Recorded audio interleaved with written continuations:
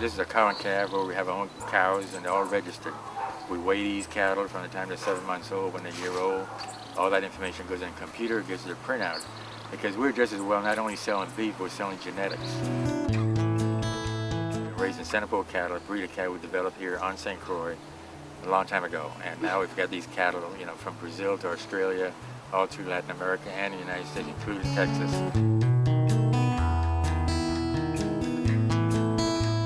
So it's been a great breed of cattle, and we have our own meat market, so we sell our own product. So these cattle are better than other cattle. We have to show that their performance is better, that these cattle have better longevity, better fertility, better docileness, better tropical heat resistant. That's the main issue right now is our cattle is best for the tropical region. It's a family thing, it's outdoors, and we're producing food to the community. And that's a big thing. People come here because they want Centerpole beef. Our beef is better, it's more tender, and we've built up a good reputation, and we're still busy, and it's good. And so it's been a great breed of cattle, and we have our own meat market, so we sell our own product. And it's all been a family affair organization with my dad, my brother, myself, and now my daughter managing the company. So, welcome.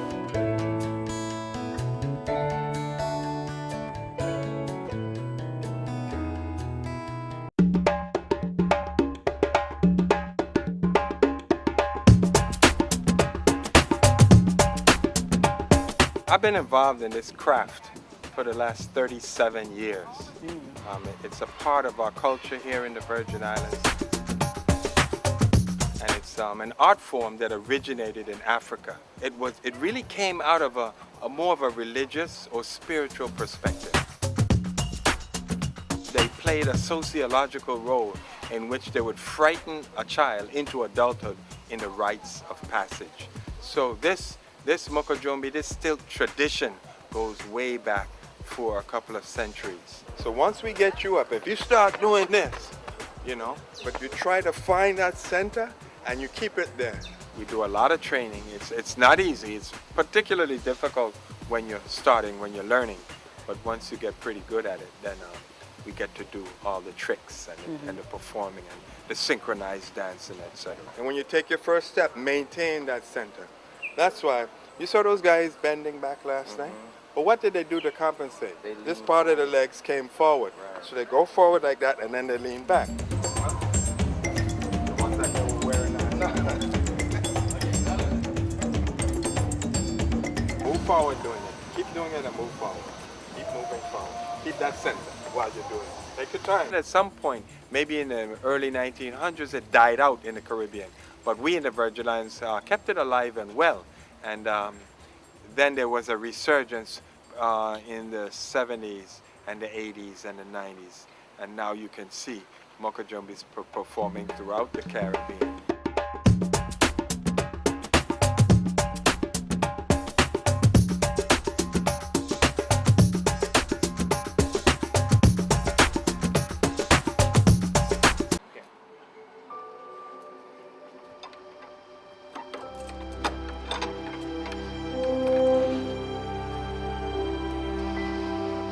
I'm an interpretive park ranger with the National Park Service. I give the history of the locations that I'm working at. There are 3 national parks here in St. Croix. There's the Christiansted National Historic Site.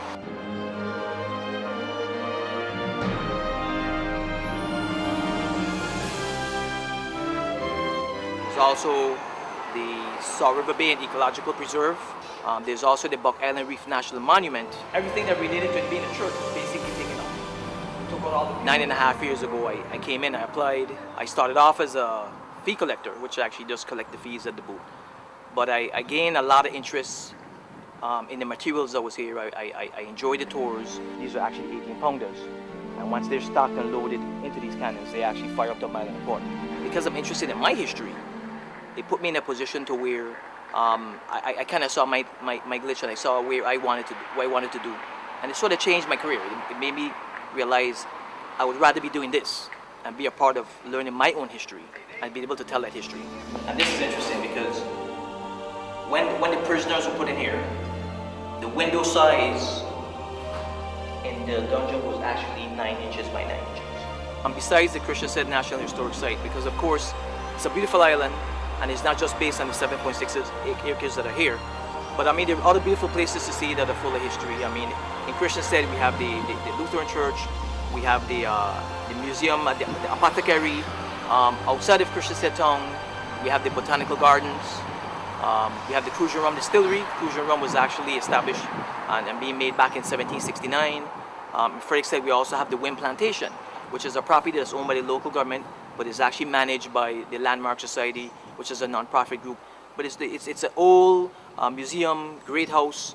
There's some of the slave quarters that are still there, still intact, and a sugar plantation. So you could see how sugar was actually manufactured, how it was came to be molasses, sugar, and how the whole factory was run. So this is something you definitely want to see.